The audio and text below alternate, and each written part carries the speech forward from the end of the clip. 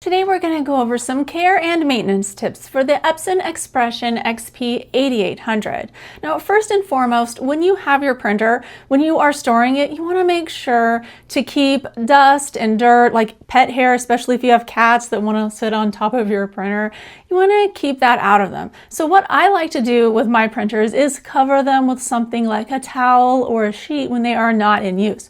And I always unplug it before I do this or shut off the power at the power pad. I like to use this power pad right here by Belkin. I have it screwed in and mounted onto the wall, but it's important to plug your printer into a power pad and not just directly into the wall, because if there are ever storms or power surges, you don't want it ruining your printer that you've paid a lot of money for. You want to take care of it. Next, with every type of photo printer, it's always a good idea to keep it in use frequently. So what I mean by frequently is once every week or two, make a print on it. You don't have to print something really large, just print something that's using all of the colors. You could print something as simple as a print head nozzle check, which does not take very much ink. I'm going to show you how to do that here in a second. But first, I want to talk about some sheet feeder issues. Okay, so when you are loading paper in here, if you're having sheet feeder problems, which is sometimes a common issue that all people have with printers from time to time, you want to make sure in this main cassette,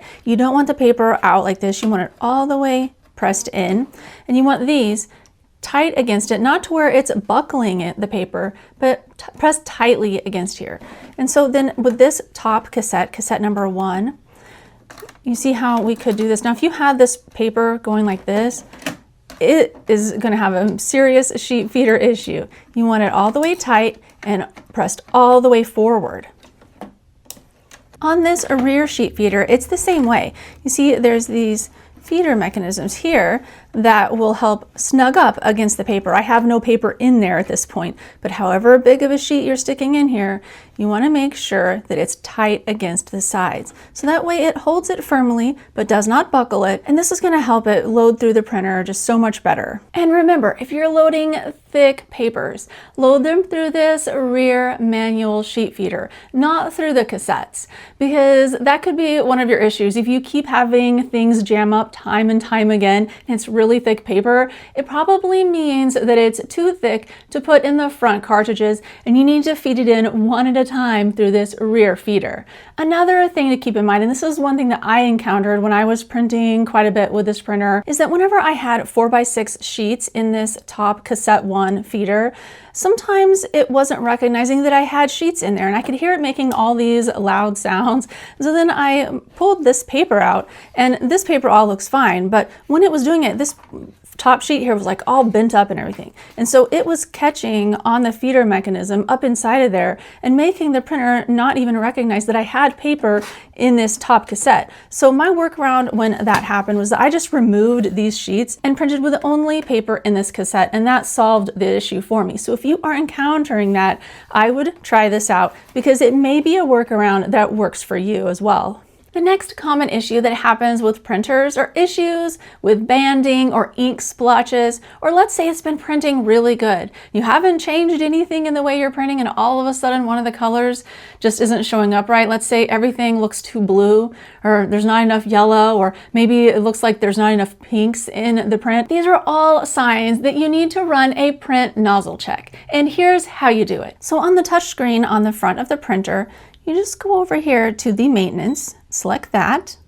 and you see this one here, print head nozzle check. You want to run this. And this is the thing that I said you could do every couple of weeks if you weren't printing, just to make sure that you are running some ink through all the nozzles. And then you just load a letter or A4 size into cassette 2.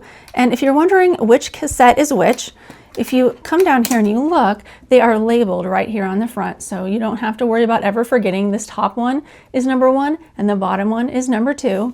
So the bottom one is the only one that's big enough to load a letter size sheet. So you load your paper down there, and then you hit print. And then once you print the nozzle check, it'll give you some directions on there for telling whether there are clogged print heads. If there are clogged print heads, this is what you do. You come back to the touch screen on your printer, and under the maintenance section, there is one here for print head cleaning. You'll also notice that there is one for power cleaning. It don't ever do a power cleaning unless you've done at least 2 or 3 regular printhead cleanings and not gotten the results that you wanted, because the power cleaning is going to use a huge amount of ink. So avoid that at all costs, unless you absolutely have to. So go to printhead cleaning, and then basically you just follow all of the prompts on this screen and do exactly what it says. Each time after you clean the printheads, always print a printhead nozzle check. This is super important because if it's clean, it will show you that it's clean and it's going to print properly after that. But if it isn't, you can run a cleaning again. But like I said, only run 2 or 3 cleanings. If it's not working, try the power clean. If it doesn't work after that, then go ahead and call Epson support, because they may have some additional steps that you can take to be able to fix the printer, or they may be able to do something like send you out a new printhead or just send a printer replacement if your printer's still under warranty. As for replacing ink cartridges, I have a video, I'm going to link it down in the description, that gives you a step-by-step on how to do this. But basically, it's really easy to replace your ink cartridges. They are right here. And what I always suggest is to use genuine Epson ink cartridges. Do not skimp and get the off-brand ink cartridges, even though they are cheaper in price. They will save you a lot of money, and it's going to look like a really good deal and be very tempting.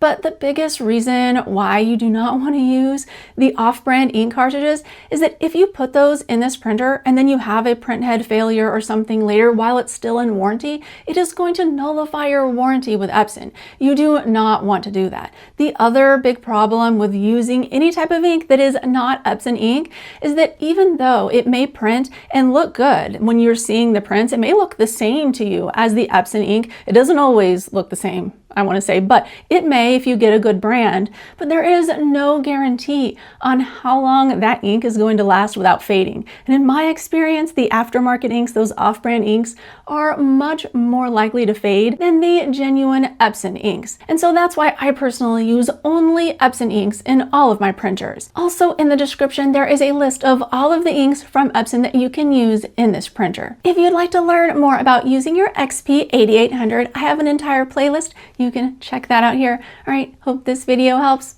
Thanks so much for watching.